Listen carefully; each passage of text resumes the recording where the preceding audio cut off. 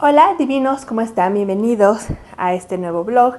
Hoy es Día de la Madre y vamos a estar haciendo unos chilaquilitos para llevar a mamá.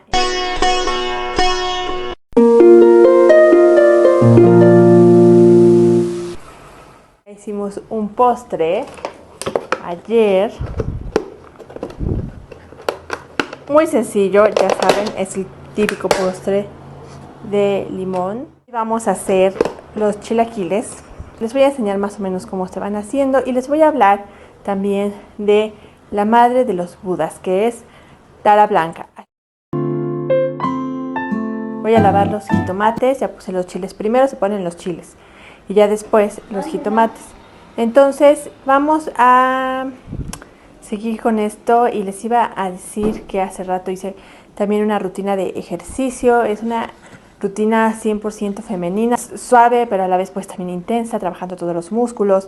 A veces creemos que el ejercicio es muy esta parte de lo pesado, cargar pesado o llevar nuestro cuerpo como a un límite de resistencia.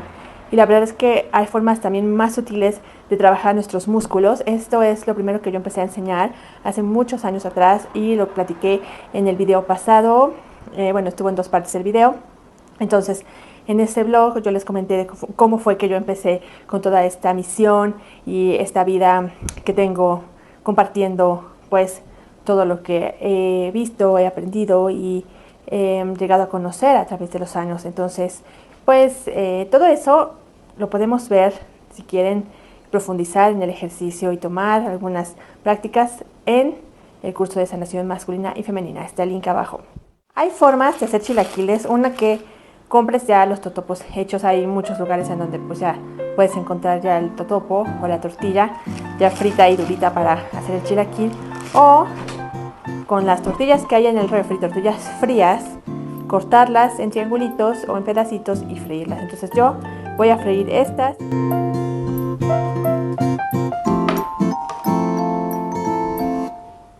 Les voy platicando sobre Tara Blanca. Tara Blanca es una de las figuras femeninas del budismo tibetano. Hay varias de varios colores: roja, verde, amarilla, azul, cada una con sus propias cualidades, pero las más conocidas son Tara Verde y Tara Blanca. Tara Blanca se caracteriza por principalmente la longevidad. Tara Blanca tiene la cualidad de la compasión sin límites, sabiduría y también la cualidad de ser un refugio para quienes la buscan o meditan en ella. Surge como parte de esta leyenda o esta historia que habla de Avalokitesvara, que es esta encarnación de un Buda. Es un maestro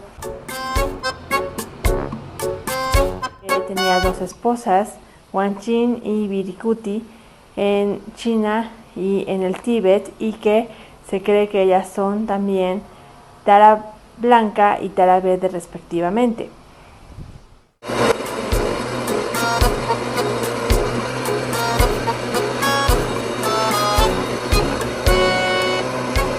También dice la leyenda que ambas salen de la lágrima de la compasión del Avalokitesvara. Surgen estas deidades o estas femeninas, o por lo menos como que recobran más fuerza en esos tiempos.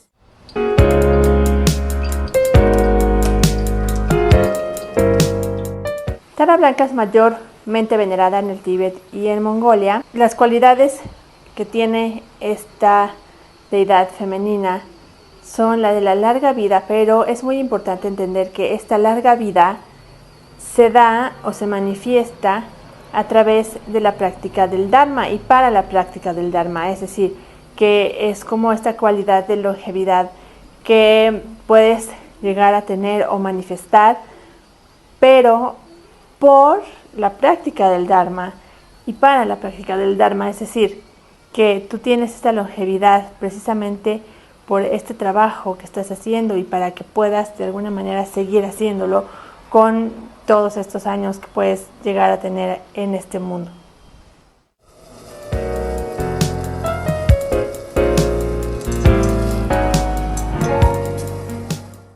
ayuda a superar obstáculos como la enfermedad y el sufrimiento.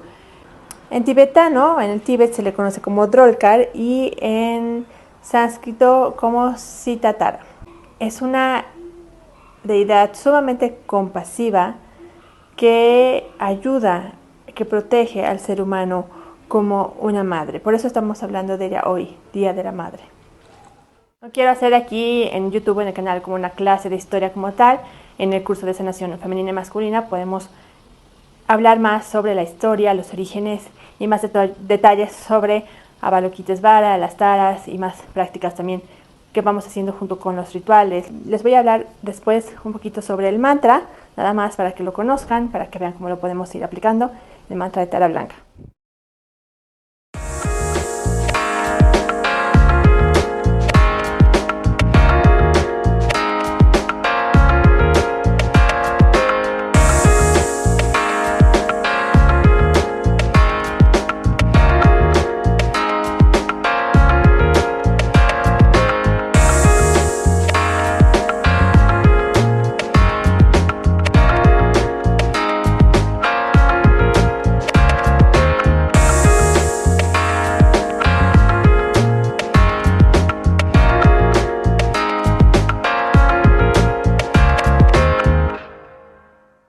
El mantra es Om Tare Tutare. Lo, digamos, más tradicional sería agregar a estas palabras Mama Ayuk Punya Yana Puntin Kuru Soha.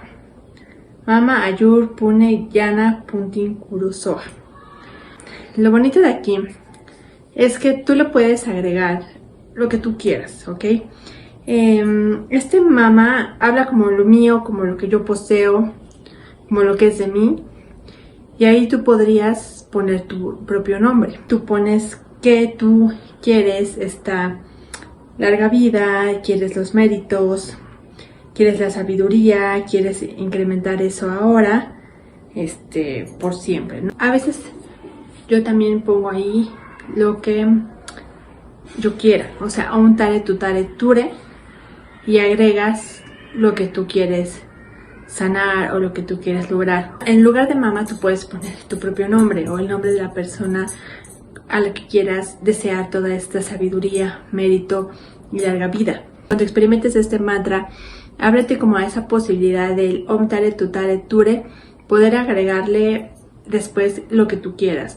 Obviamente las sílabas en sánscrito tienen que ser recitadas porque la sílaba también está como la armonía que logra como el logro de lo que se dice ahí. Pero si lo quieres también expresar con tus palabras y con tus deseos, como Tare Tutare Ture, y decir en tu idioma lo que tú quieres, pues yo te recomiendo que lo puedes hacer así. No está dicho en ningún lado, es algo que a mí me llegó en una canalización hacerlo de esa manera, porque también puedes tener beneficios de esa manera. A lo mejor repetir el mantra así como es en sánscrito varias veces, ya después ir como acoplando tus deseos o tus bendiciones, ya sea para ti, para otros, con frases que tú vayas como creando o vayan llegando a ti en esa meditación de Tara Blanca. La verdad sí me causa un poco de conflicto, bueno, no conflicto, como curiosidad. Cuando escucho a gente, por ejemplo, como Mr. Doctor, así de que hablan como que hay esas cosas de estar vibrando alto, no sirve, no son puras fanfarronerías. Todo esto nos habla precisamente de alguien que se maneja desde el ego y que no ha sabido incorporar la energía femenina en su vida. Pero claro, también hay guías, hay maestros espirituales que también actúan desde el ego, y pues eso sí se podría llamar que son fanfarrones, charlatanes, pero no todos. Es muy importante entender todo esto, estas enseñanzas, por ejemplo, de Tara Blanca, Tara Verde, como el femenino y todo lo que contiene la enseñanza es energía femenina que hay que aprender a adoptar en nuestra vida y poder vivir en equilibrio y liberarnos de ese ego.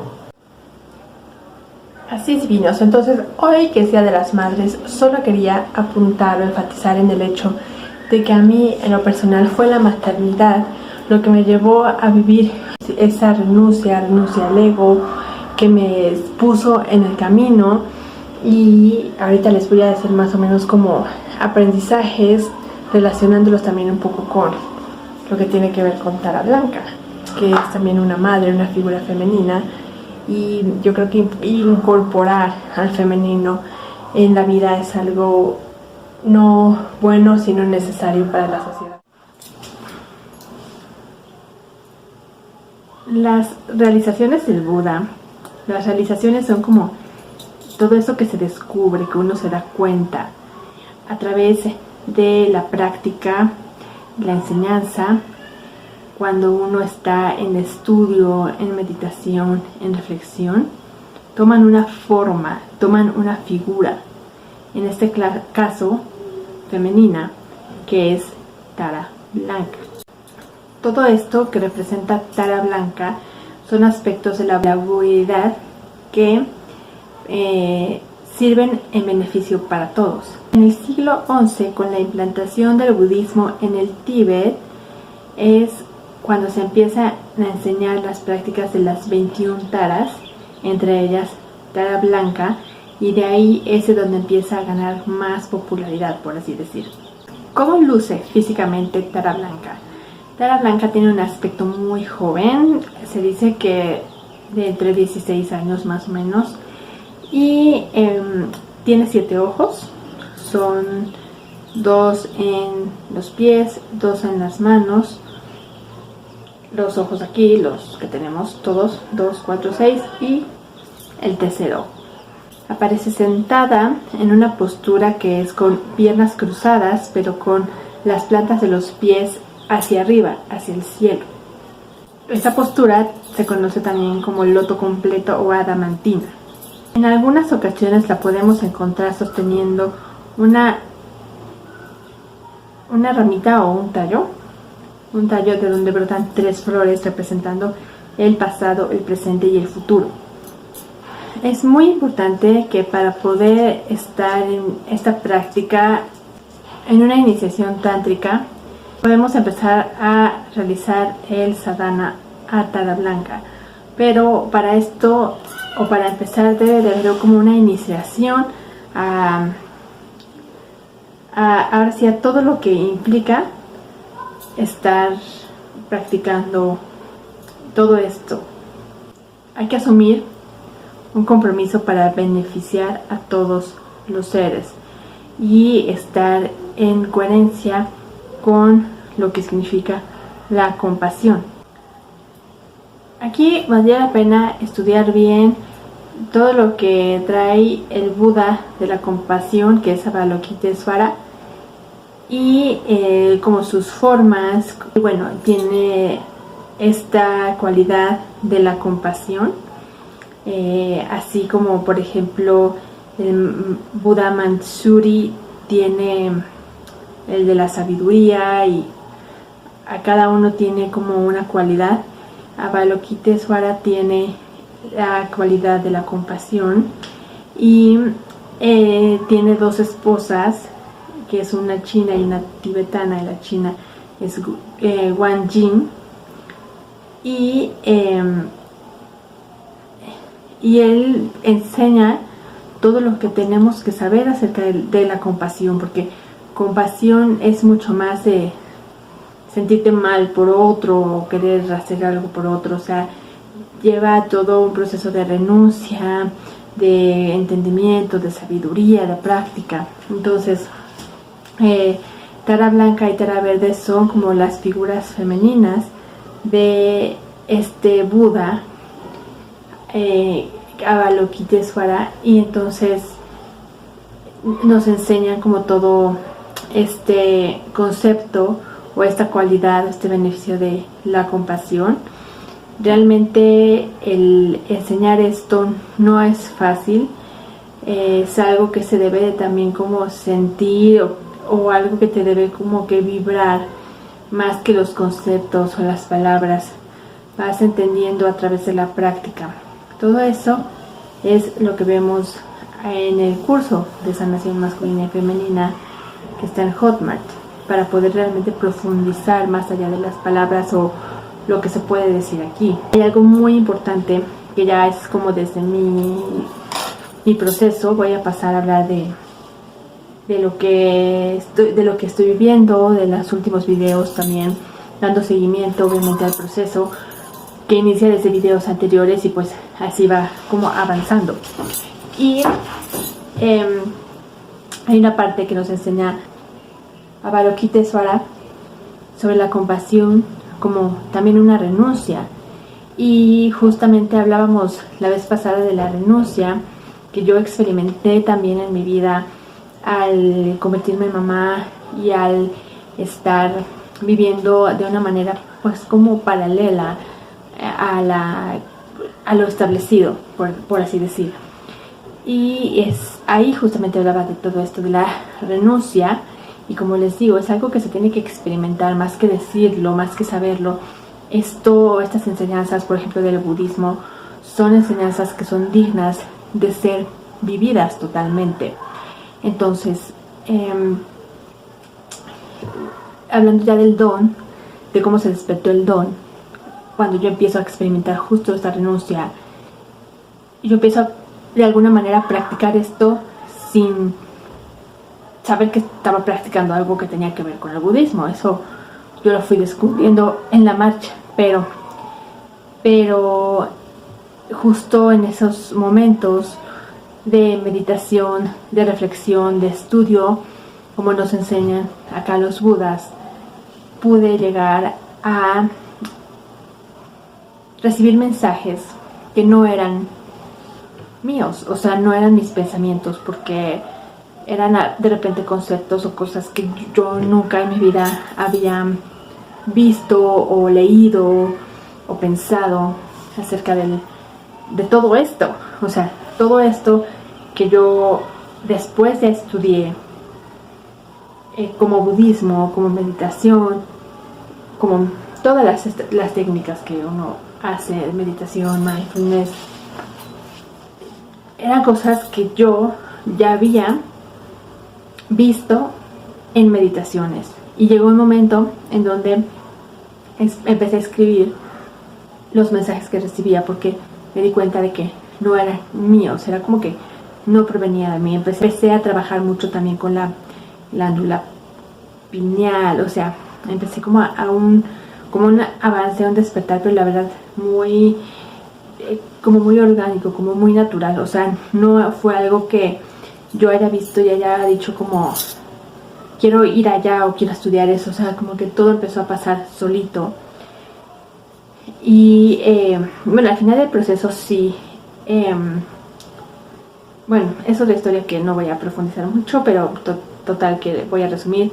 En 2019 pasa algo muy impactante en mi vida y me hizo pues renunciar a todo lo que yo era, porque pensé que no estaba funcionando. Y yo voy a un lugar en donde encuentro libros de psicología, porque yo dije que ya iba a hacer las cosas como más convencionalmente. Aquí también quiero puntualizar varios puntos. O sea, uno, como les decía, es que vivir en propósito o vivir en misión no te puede separar del trauma. O sea, puedes seguir en trauma. Y precisamente por eso se dan estos choques como de conciencia y ego, como tu trauma anteponiéndose o queriéndose anteponer ante el propósito, la misión. Y obviamente no es fácil atravesar por todo eso, porque es como una lucha interna, donde el mundo te dicta algo, pero tú quieres hacer otra cosa, pero de repente tienes el trauma y se te derrumban estructuras, se te caen los proyectos. Entonces todo es un camino de aprendizaje. Entonces la segunda cosa es que debemos también de aprender nuestro aprendizaje, o sea, aprender, no de aprendizaje, sino de como arraigarlo como parte de nuestro propio camino y entenderlo. Una, para poder descodificar ese trauma y para poder de alguna manera fluir en el sendero del conocimiento y la sabiduría. Pero no hay como un punto de partida y un punto de llegada. O sea, todo de alguna manera va pasando, natural, y no hay un momento en donde tú digas, ya alcancé el máximo punto de la iluminación. O sea, no, ni hoy, ni antes, ni nunca. O sea, nunca llegas a ese punto, porque realmente no es como un camino que tenga inicio o final, sino que es solamente algo que ocurre. O sea, aquí no hay pasado, no hay presente ni futuro, es algo simplemente que va de alguna manera pasando, ¿no? Entonces no se va a llegar a un final, no se va a llegar a un punto de iluminación final, aunque de repente sí puedes encontrarte como ese concepto, ¿no? De liberación, de alcanzar el nirvana, o ¿no? De liberarte del sufrimiento. O sea, sí, pero no es como un punto de llegada, sino más bien algo que se tiene que ir como trabajando en cada momento. O sea, en cada momento de tu vida tú vas liberando. Entonces no es como que haces cosas y al final te liberas, ¿sí me explico? O sea, es algo que se tiene que estar haciendo constantemente, como si fuera algo que siempre pasa. Ajá, que siempre, o sea, pasa ahorita en este momento, estoy parada aquí y tengo que liberar con lo que aquí tengo. Pero mañana, aunque yo haya liberado hoy algo, o alcanzado algún conocimiento o algo, he experimentado alguna experiencia muy profunda, muy sanadora, el día de mañana voy a estar en otra experiencia en donde también voy a tener que liberar, y así, o sea, siempre. Entonces no es como hacer cosas para al final llegar a la liberación. Ajá. Entonces, ¿por qué digo esto? Porque, bueno, cuando yo experimento esto en mi vida, empiezo, o renuncio más bien a todas estas prácticas, porque creí que no me funcionaban, aunque más bien era el trauma, pero bueno, empiezo a estudiar sobre psicología, porque dije, a ver, tengo que hacer algo más real. O sea, yo empecé a sentir que todo esto de la meditación, la espiritualidad, la glándula pineal, los budas, todo esto, pues era como una fantasía, y que me estaba de alguna manera como volviendo, pues, cucu, ¿no? Así de estar ya tan sumergida en eso y abstraída de la realidad. Entonces empiezo a decir, bueno, voy a entender esto como un psicólogo, o de alguna manera más científica o aceptable. Y en un libro que encuentro sobre terapia, psicoterapia, al final decía que todo esto que se está descubriendo en cuanto a terapia, psicoterapia, psicología, psiquiatría en Occidente, lo que se descubrió en el siglo XX, siglo XIX, con Freud, con todos estos de Viena, de Austria, Viktor Frank, Carl Jung, Freud, o sea, toda esta escuela que hubo, son cosas que en el budismo o en el sintoísmo se han practicado desde hace millones de años, y que en Occidente apenas estamos como adaptando.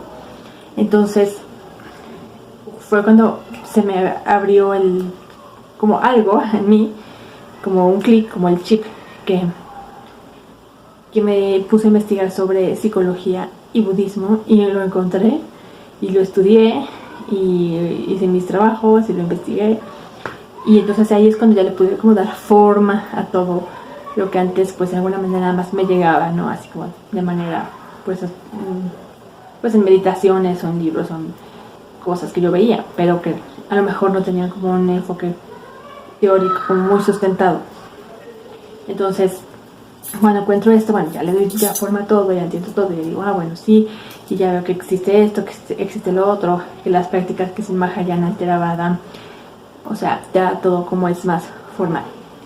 Entonces, lo que quiero decirles también, número 3, es que si de repente te atacan o te dicen como que no eres suficiente o no sabes suficiente, o como que para poder hacer esto necesitas tener un grado de estudios o algo, No, la verdad es que no es así. Hay que saber siempre separar al ego.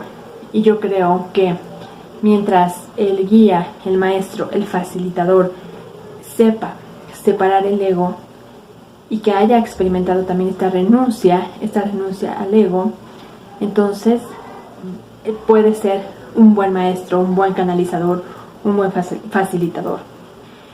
Pero cuando la persona está muy arraigada a su ego, se va a notar en lo que hace, en lo que dice, en cómo ve a otros, cómo los trata. Tiene que prestar atención si realmente esta persona ha logrado separar al ego, ha experimentado la renuncia y ha podido aprender de adoptar todos estos conceptos en su vida práctica, que al final de cuentas no es algo que se sabe, sino es algo que se vive. Entonces es un buen maestro, es un buen guía. Y en todo hay de todo.